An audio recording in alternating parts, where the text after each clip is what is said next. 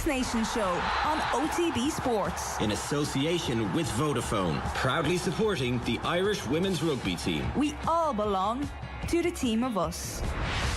Yes, you're very welcome along. It's Aisling O'Reilly here with you for the OTB Women's Six Nations show. Ireland started the campaign with 2 losses at home to Wales and away to France. But last week we saw them get their first win at home to Italy in Musgrave Park. 29-8 was the final score. A brilliant and much needed win. But a massive game lies ahead this weekend. It's away to England at Welford Road this Sunday and it kicks off at 12 p.m. Delighted to say that I'm joined by former Ireland international Fiona Hayes. How's it going, Fiona? Aisling, what's the crack? How are you? Good now. And Ali Donnelly, the founder of ScrumQueens. How are you, Ali? Yeah, good. Thanks for having me. Brilliant.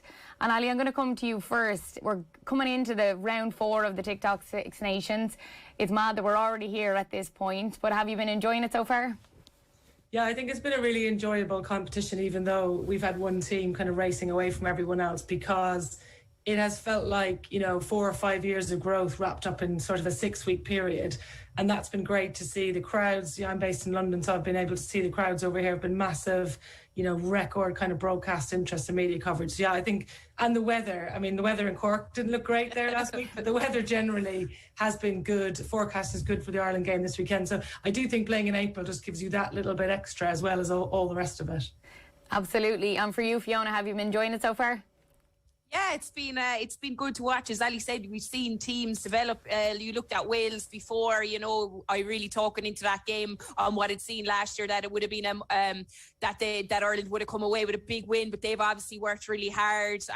They seem like a more compact unit. I think bar the top 2 teams, I think we're seeing that everyone is kind of developing in different ways. Obviously, Wales, Italy probably are looking at that World Cup, and Scotland, Ireland were kind of on a different level then. They're trying to get something up and running. So I think each game has had interesting kind of aspects of it and different focuses in different areas. Some teams are rotating squads and some teams then are trying to see what their best squad is going into this World Cup year.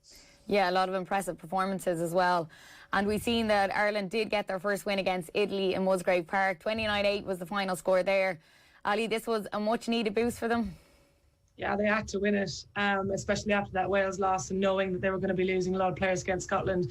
I thought they were really good. I also thought Italy were really poor and very disappointing, actually, because they had a terrible start. The schedule for them was terrible, England and France first, but they played well enough against France. So they were pretty disappointing, but you can only beat what's in front of you, and Ireland did well, scored some really good tries, and I think we're starting to see the emergence of some good partnerships, which sadly are absent this weekend, but Stacey Flood, Eve Higgins in the centres, 2 really talented players. I think Higgins there's no breakthrough kind of award in the Women's Six Nations, but she'd certainly be in with a shout of getting it because she's been fantastic.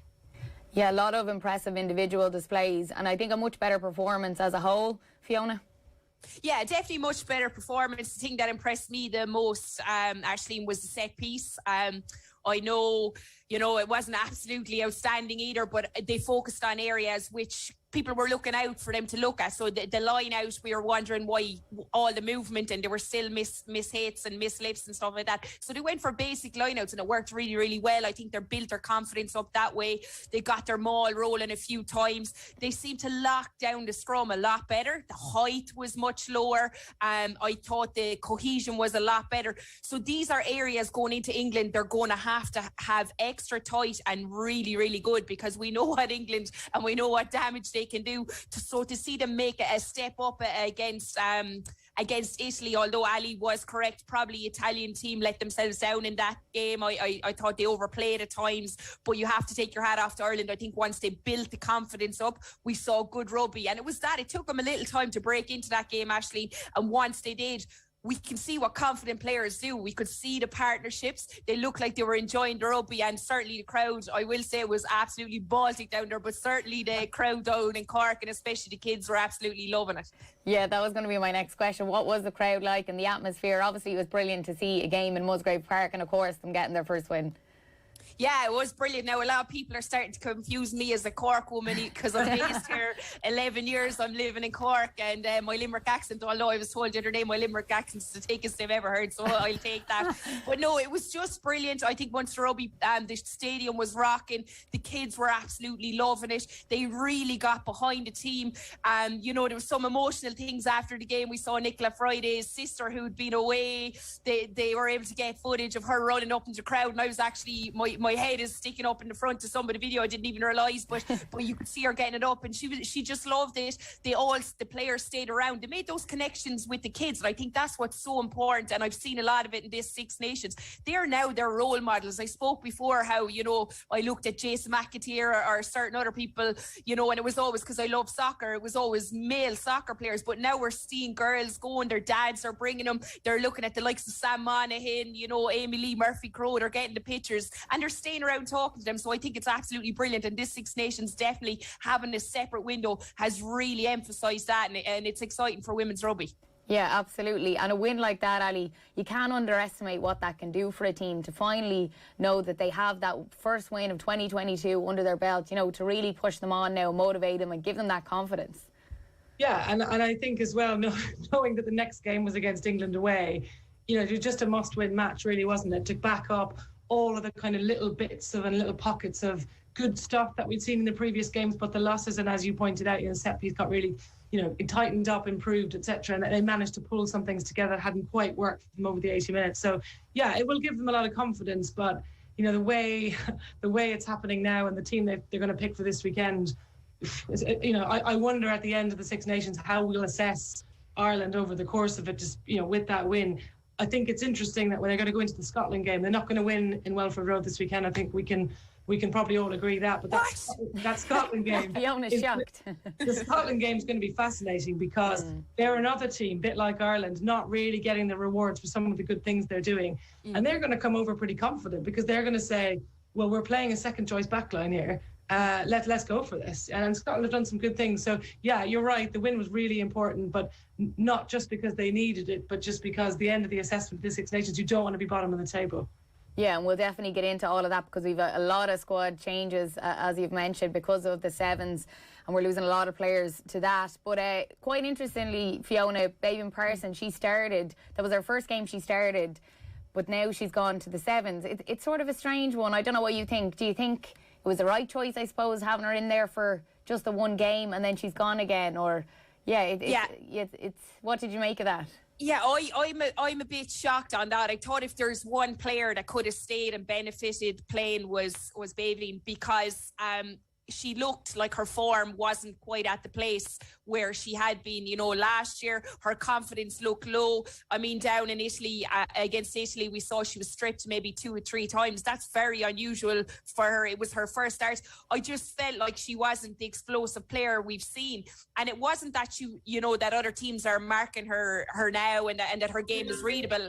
It wasn't that. It was just literally that her confidence wasn't in a good place. So to go to the sevens, I understand what they've done in the sevens and they've had those connections, and this has probably been planned since pre-Six Nations. I know McNulty has been in contact with Greg all the time, but I definitely thought she's a player that would have benefited staying. She would have done a lot for Ireland. She would have got and she would have built her own confidence back up, because we know it's over in Canada and everyone wants to play in this World Series, but it's not very important that they've already qualified for the Sevens World Cup. So it's an interesting one.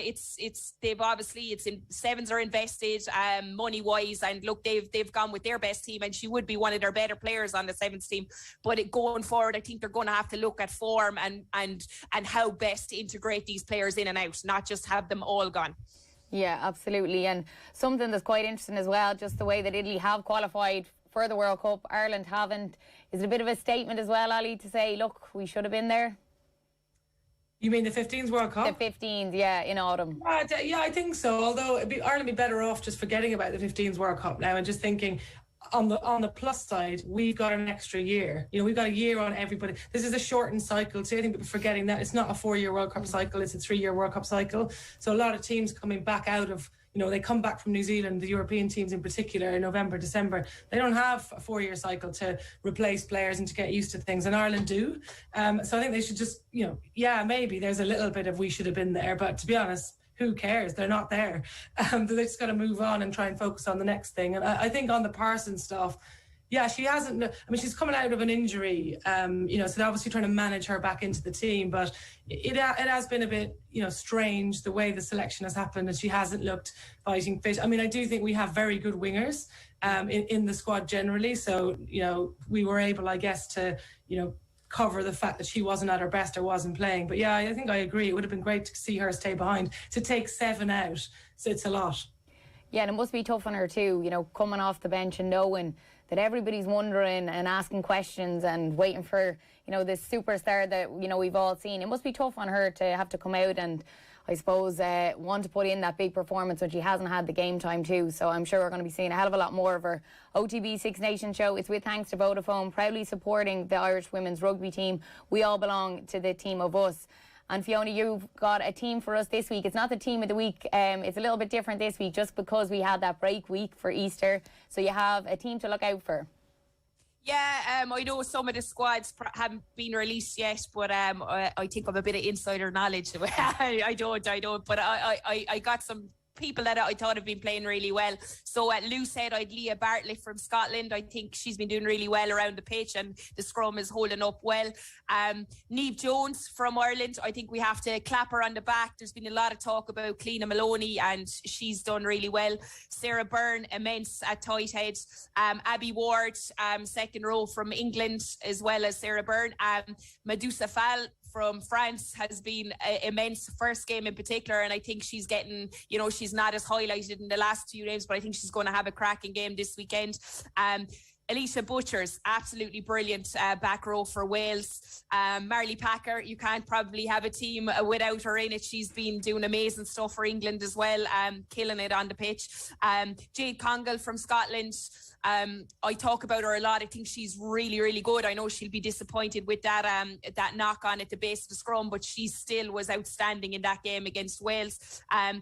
Laura Sansous from France at 9. Since she came on as a sub, she's really brought it. I think it's going to be interesting at 10. I have Nicole Cronin. Without Stacey Flood outside her, I'm really looking forward to see how she can control things in that game, because I know a lot of people think it was Stacey that was big chatter on the pitch, but I know Nicole, and I think this is going to be a good game for her, whether she gets as much ball, but she'll defensively be brilliant, I think. Sarah McKenna from England, we talk a lot about the other wingers, but she's been absolutely on form. I think she's been having cracking games. Italy, Beatrice Rigoni, another player who's had some good phases of play. Obviously last week Italy be disappointed, but I think in general she's another one to watch out for, and she offers a lot to that Italian team. Philippon at 13 from France, immense player, and the two centres in general, Vernier as well, they've built up a nice little relationship. But Philippon has been excellent in defence for me. She's been really, really good. Aoife Doyle from Ireland will definitely, I think, slot in the wing this week, and it's going to be interesting how Ireland defends. So I'm looking at that. She got her start last week. She should definitely be starting this week, and we know England will have a lot of balls, so I'm really looking forward to seeing what she can do defensively. And then from Wales, this was a tough one. There was the Welsh and the Scottish fullback, but I went with Kaylee Powell from Wales. She's been really, really good as well, and she's definitely a player to watch out for, and I think she'll give France. A lot of people talk about Jasmine Joyce, and I think she's sucked in defenders because she's so good, and that's given Powell more time on the ball. Yeah, extremely strong team there, Fiona. It's a tough job to be able to pick it. And Ali, would you have made any changes to it? I think in terms of people to watch, there's a couple I'd throw in. I think the 10, your choice 10 is interesting, because I think I'm really looking forward to seeing Jessie Chamurley play against Eleanor Snowsell this weekend for two different reasons. I think Wales have really struggled to kick themselves out of trouble, and the fact that France have gone with Chamurley again, who's not really a 10, she's a 15, is really interesting, because God, she's probably the best kicking 10 in the competition. So I think it's a clear strategy there. Let's put Wales under pressure in the corners and let themselves play out of trouble, because Snowsell doesn't have the longest kick in the world. So that's those two. I think it's hard to pick a 10, but I was looking at them too. The other one I definitely throw in the mix is Caroline Brijard, who's going to start on the left wing for France. She's been injured, but when she's played and been fit for France, she's been unbelievable. She's a try-scoring machine. And I think that game Friday night, France-Wales, down in Cardiff, 8 o'clock on a Friday night, it's going to be great. And so I'm looking forward to seeing what she can do. And just sticking with the wingers, I think Abby Dow is a big loss for England. I know England have great depth, but she looked like one of the very few nailed-on starters, because they've, you never know what their best team is. But Jess Breach likely to come in there, and she does score tries at will. I think she's got a bit of work to do in her defence, so it'd be great to see Ireland, target her and put her under some pressure if she starts, because she doing that. She's young, she's a little bit inexperienced defensively, but let's see. So yeah, I think it's a very good team and hard to pick it. Yeah, and somebody from Ireland that probably would have been in there, Fiona, it was Sam Monaghan. Yeah. She's been immense in the first 3 games, and it's so sad to hear that she's injured now and she's not going to feature against England. Yeah, she has just been outstanding, a real standout, and the skills, the offloads from a second row have been just so good. She's almost like a back row the way she's that hybrid type of player. I'm sure she could play 6 as well if need be, but she's a player Ireland will miss, I think, physicality wise. It's going to be interesting to see who they bring in. I know you have the likes of Aoife McDermott waiting on the wing, but she would be a very different type of player to Sam for me, because Sam is just that physical. She's that great scrummager. She offers big carries, but around her rucking, her clear outs are really, really good. And she's just, you can see, she's probably, Ali, know this, Ali, is she like, would she be high up in the Prem? I know she's with Wasps. Would she be someone to watch playing Premiership rugby each week as well? Yeah, definitely. I mean, anyone who makes, the 22 or the starting team for one of the Premiership top sorts of 5-6 teams is going to give you quality, because they're getting great competition week in, week out. There are no pushover games. The games are tight. So yeah, definitely just bringing that experience, and also bringing experience from England. You're playing England this weekend. They understand, who's in front of them better than anyone. So yeah, I think that would be a good choice. But Monaghan's a huge loss. I think she's been unbelievable, actually, how good she's been. And I think if we're picking players of the championship, hopefully she'll get back for Scotland. Yeah. She's got to be in the mix, even though Ireland are towards the bottom of the table. Just with that, Ali, as well, I remember every game when Claire Malloy was playing, and she was probably one of the few that played over in England. Actually, every game against England, she was absolutely immense. She'd be smiling going out in the pitch. She knew that it was her time to shine, and she never disappointed. Yeah, and it's something as well extra, isn't there, when you're playing against these players week in, week out, and you know them very well, and some of them are your friends and so on. Yeah, it gives you you don't need extra motivation to play for your country, but maybe a tiny little bit more. Yeah, there's an extra rivalry when it comes to England. And just a reminder to keep an eye on Wednesday Night Rugby each week. We're going to be giving away tickets to every home game for the Women's Six Nations, with thanks to Vodafone, proudly supporting the Irish women's rugby team. We all belong to the team of us. As we chatted there, it's England versus Ireland this Sunday in round 4. The Irish are away to England at Welford Road, and it kicks off at 12 p.m. So we might get into a bit of a deeper chat about this, ladies. So Ali, we might come to you first, just on England. The English side, they've won 21 games in a row. They've strengthened depth in their squad. It's just immense at the form they're in at the minute. Yeah, this is the best England team we've ever seen. We maybe can't say this until they've won the World Cup, but I think arguably one of the best teams the women's game's ever seen, full stop. Their strength and depth is their great asset. Just before we came on, Fiona and I were tossing around sort of second rows and back rows for England, and I just remember that Zoe Aldcroft, who's the World Player of the Year, isn't even in the team at the moment because she's coming back from injury. So yeah, they're phenomenal, and fair play. They're riding the crest of a wave here in terms of interest in them and the women's game here. I think, they're 16,000 tickets sold already for Sunday. They're really hopeful they can push it beyond the 20k mark. So we'll break a world record there in terms of crowds. So yeah, I mean, in a way, it's the worst possible time Ireland could be playing them away from home with this issue going on in the background with players being taken out, because they've never been better and we've probably never really been as inexperienced. So yeah, it's going to be tough. But yeah, they're a class team. Yeah, it's going to be a massive challenge for Ireland. And Fiona, have you been impressed with them so far? Oh yeah, they're so good to watch. I've done a bit of analysis on them in a few games now, and you could look at all areas. They're scoring tries from everywhere. There's chip in behind. There's rolling mauls. There's pick and go tries. There's flat line running. There's spots out the back. I mean, the way they connect the backs and forwards, interlinking, just connect with each other. It just shows they've been together for a while. They know each other. They play off each other. You can start Roland or Harrison at at 10, and they just seem to have, like, I know they've been going with Harrison at 10, but either one, it's just what they can bring. Any changes, you might see Cleel going into second row, and they still bring the same physicality. The interesting thing about them is that they're so good that they all want to put on their best performance when they're out there, because they know they're fighting for a starting World Cup spot, you know what I mean? So they could be walking the championship, which they are. You know, I think they've scored, is it over 160 points or something like that, and only 10 scored against them, but they're really putting it in because there's so much competition amongst the team. And Ali, as we're looking at it now, like, it's very tough to even mention where Ireland can exploit an area. Is there anywhere that we can see that Ireland can, I suppose, really get one over them? Well, I think it was really interesting to watch what Wales tried to do. They really tried to ruffle their feathers, get in their faces. You know, you saw Sinead Harris really shoving Marley Packer. Pretty deliberate, because in the past, Marley Packer's been the kind of player who's responded to that and gotten herself in trouble, and she didn't.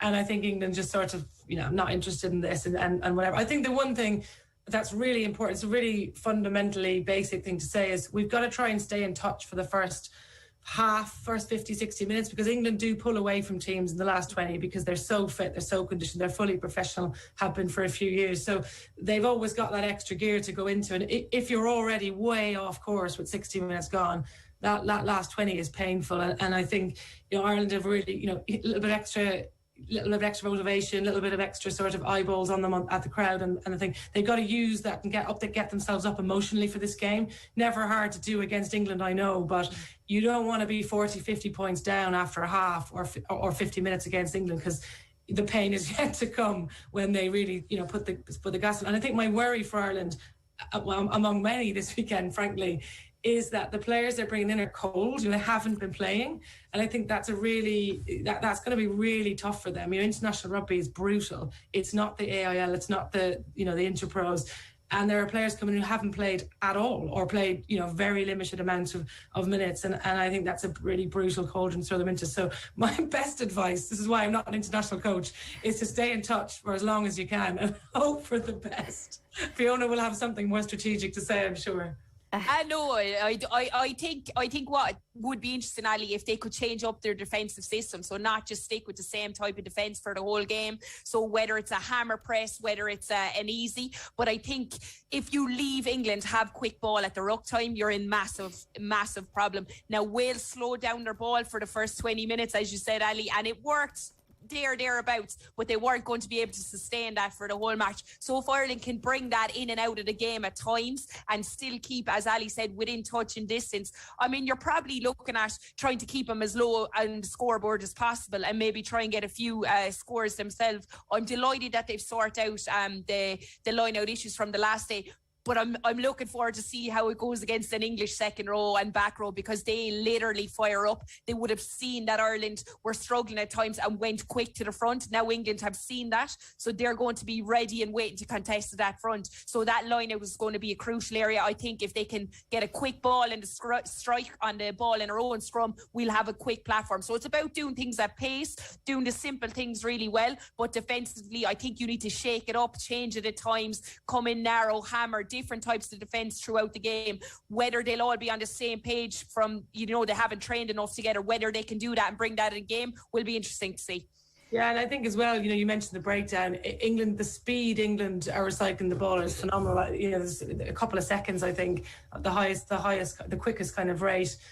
In the Women's Six Nations. Yeah, you've got to try and slow that ball down, because the players they have coming in on different angles, different lines, you know, all of these things they get to practice so much more frequently than Ireland does make it hard to defend against. But yeah, as you can tell, I'm not that hopeful.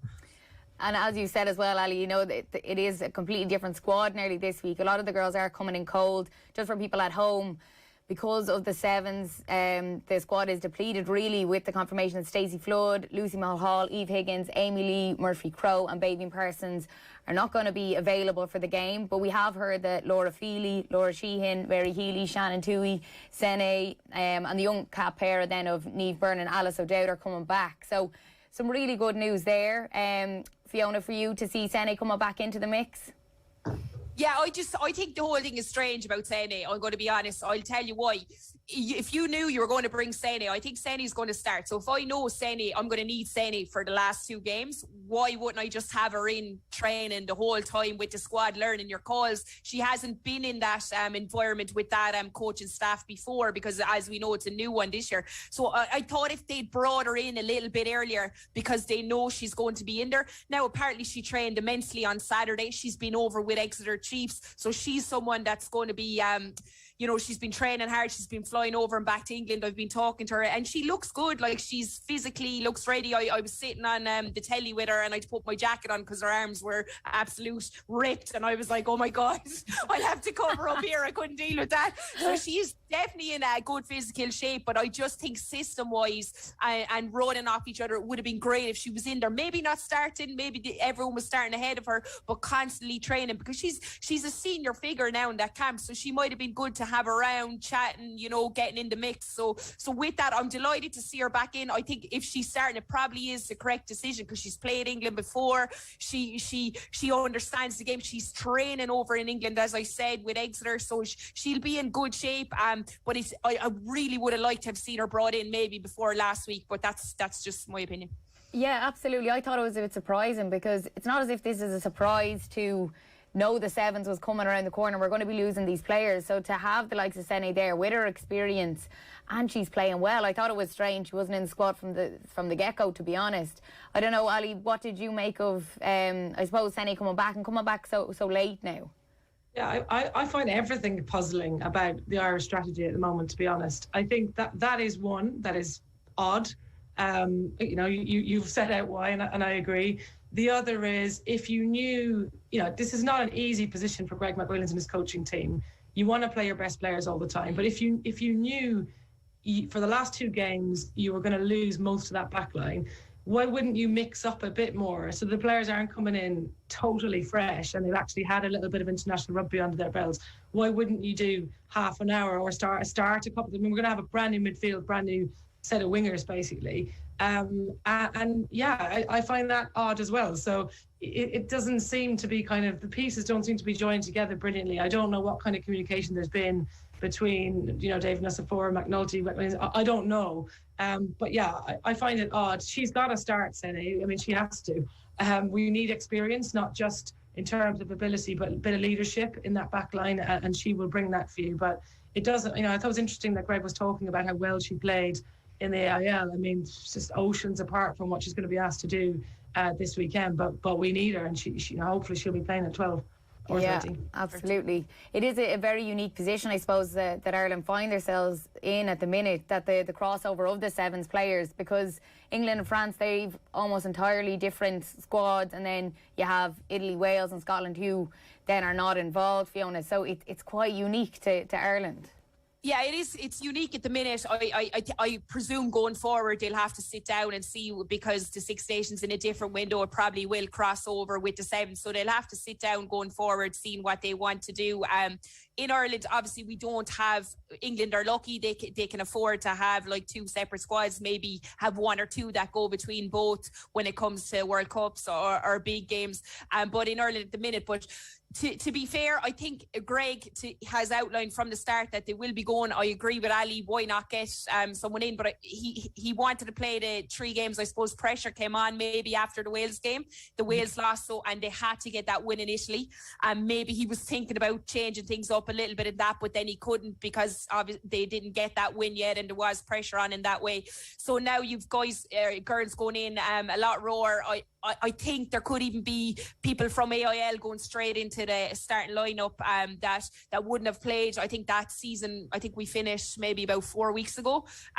So you'd wonder why they weren't brought into camp a little bit earlier. Look, but it is what it is, and 20,000 people, this is going to be brilliant for those players to get out. The pressure is on, and we could be talking about Sonny Bill Monaghan, she came out of nowhere in the last couple of seasons. We could be just saying the same about a player that's absolutely going to shine, and it's their chance, and he's giving them a go, and I'm excited for them. Sene, Enya Breen probably will come in with Sene. I know she's come on in a couple of games. I've coached Enya, I've played with her a long time. I think she's absolutely brilliant. We haven't seen the best of her yet, and hopefully this game we'll see what she can really offer as well with Sene to help her along and chat alongside her.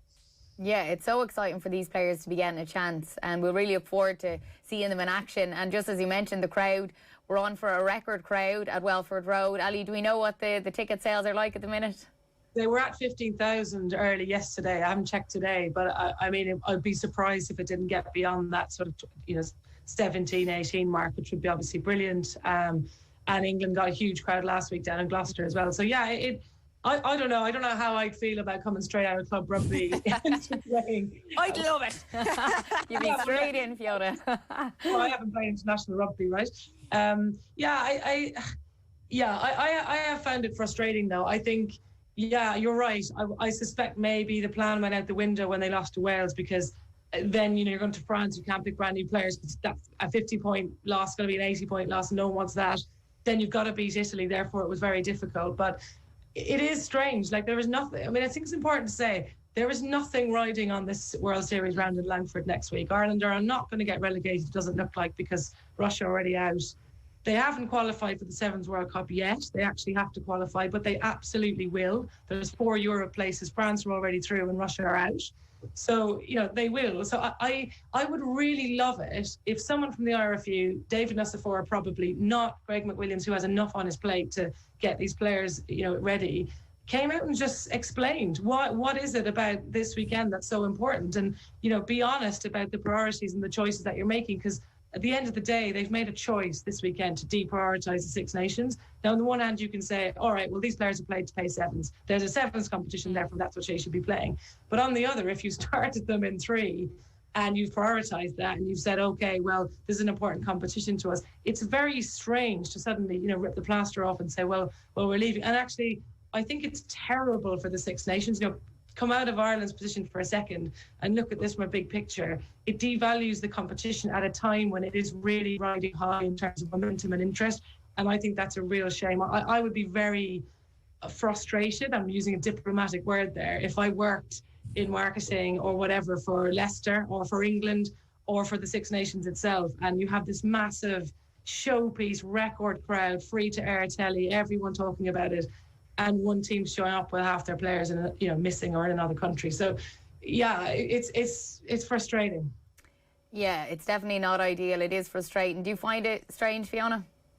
Yeah, it is strange. And, there's another interesting thing as well, that I'm looking forward to see how she gets on, is Emer Considine. So she was someone that played the first 2 games.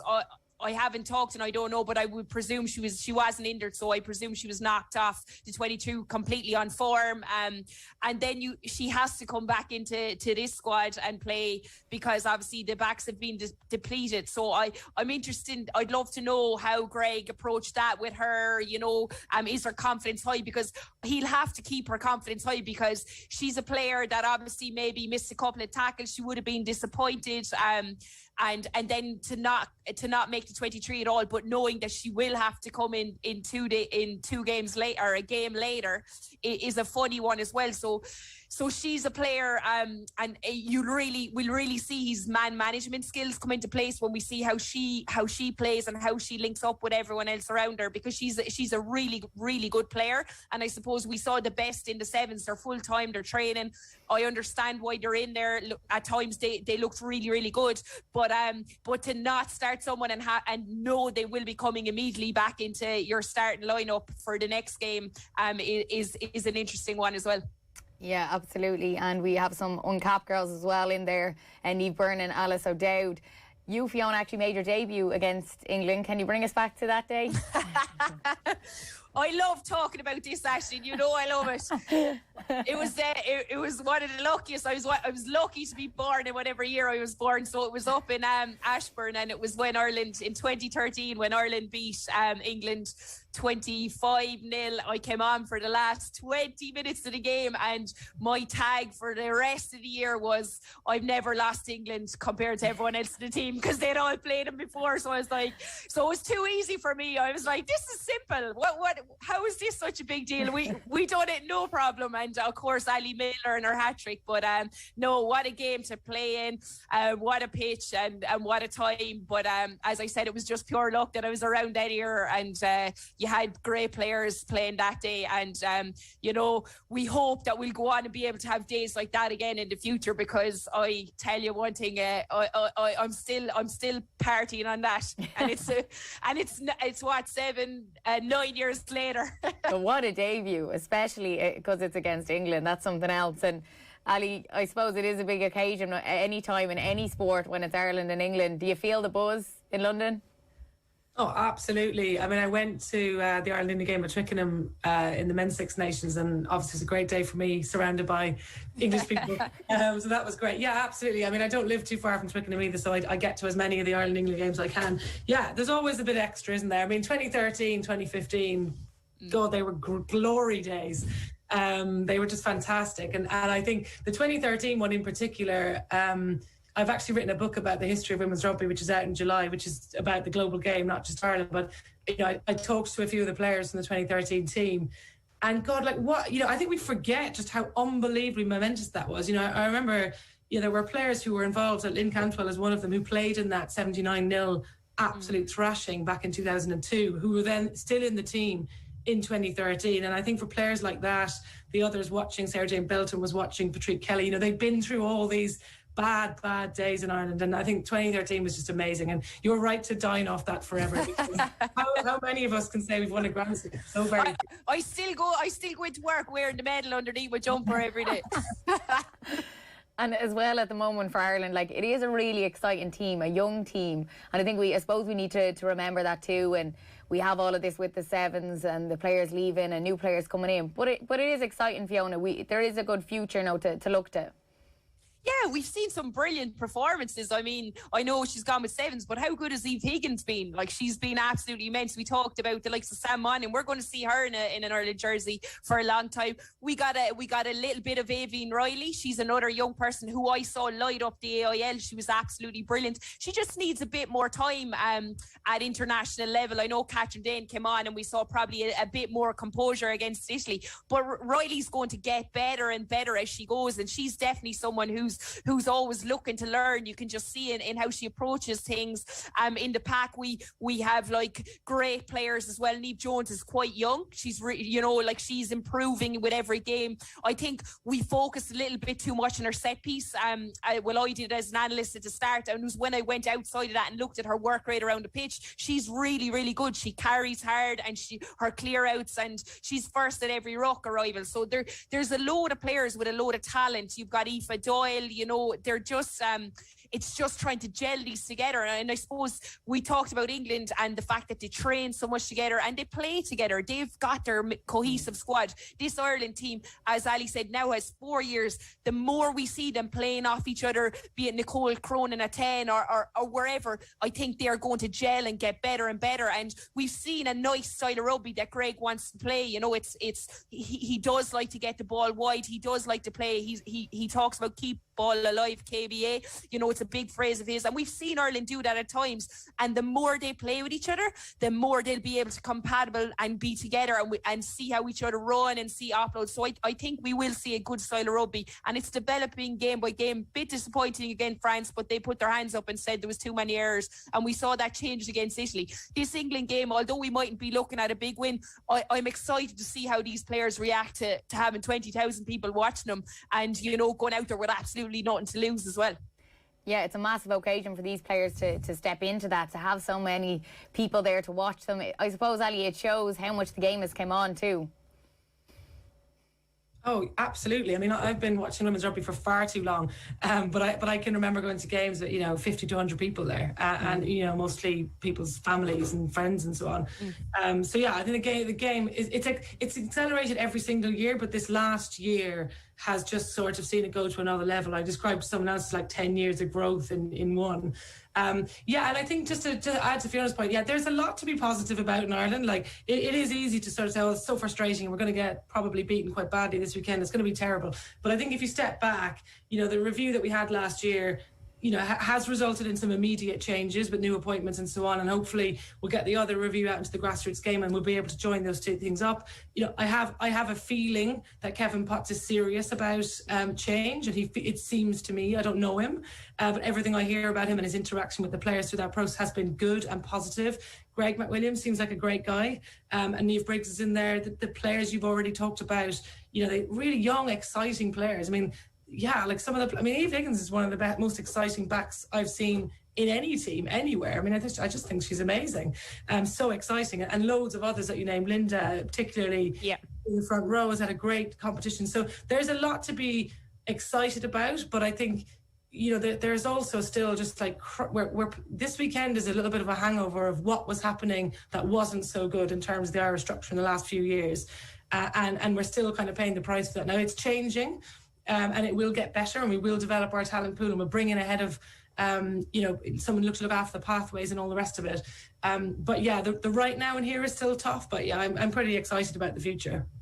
Yeah, exciting times ahead and a massive occasion this weekend. Well, unfortunately, that's all we've got time for today. My thanks to Fiona Hayes and Ali Donnelly for joining me on the Six Nations show. Next Tuesday, midday, we're going to be coming live from Vodafone HQ for the final Six Nations show. Fiona Hayes will be with us once again, and Grace Davitt as well is going to be joining us, so be sure to tune in. And finally, we wish Ireland all the very best of luck this weekend in the Six Nations game away to England. The Women's Six Nations Show on OTB Sports. In association with Vodafone, proudly supporting the Irish women's rugby team. We all belong to the team of us.